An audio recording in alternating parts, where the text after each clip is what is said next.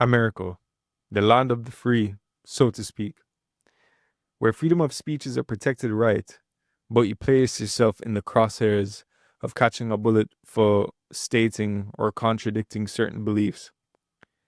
In today's topic, I want to briefly touch on the assassination of Charlie Kirk, the division that holds American citizens hostage to unification, and why this matters to our lives. As we all know, we faced some recent tragedies in the United States.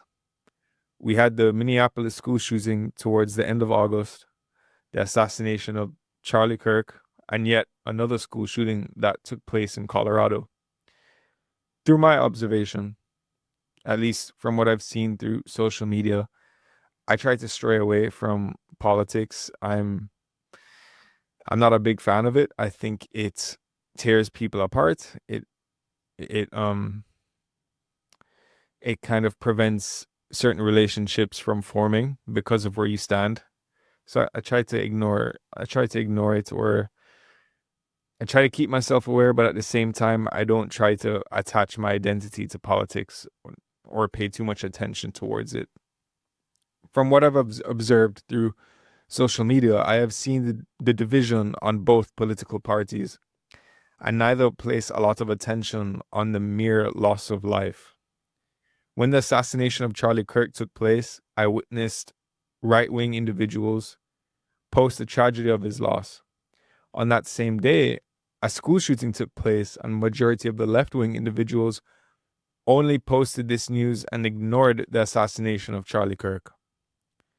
Those who stand right also ignored the school shooting at the same time. Let's face it, nobody on either side, Republican, Democrat, isn't doing anything better to make the country a better place.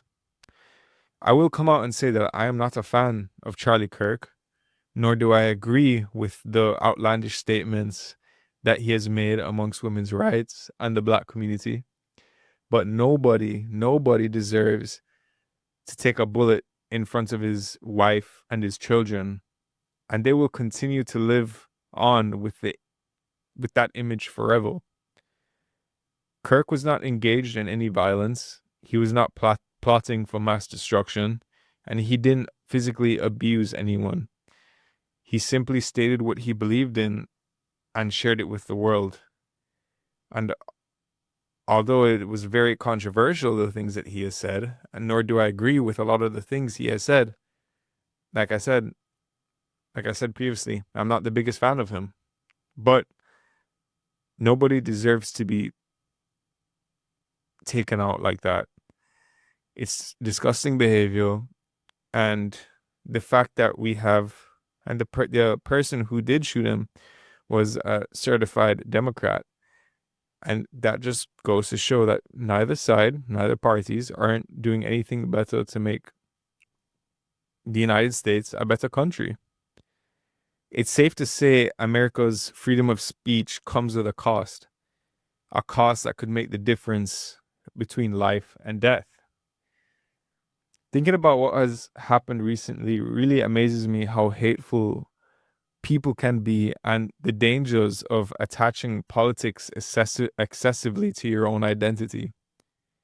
My hope is that someday we can all share perspectives peacefully and use the superpowers that every human being possesses to work together and make the world, this country, a better place. I'm not even from this country.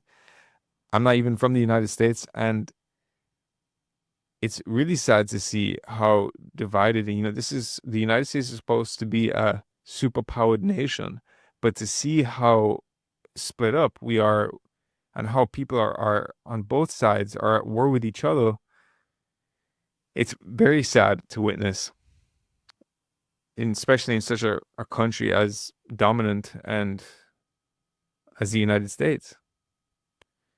But thank you guys for listening. I wanted to keep this short and sweet. I understand a lot is happening right now, but remember to be thankful today for the blessings that present itself in your life, and always do your best to be better today and inspire somebody else to be better. Thank you guys for listening. Hope you have a great rest of your day. Thank you. This concludes our broadcast day. Good night, and God bless America.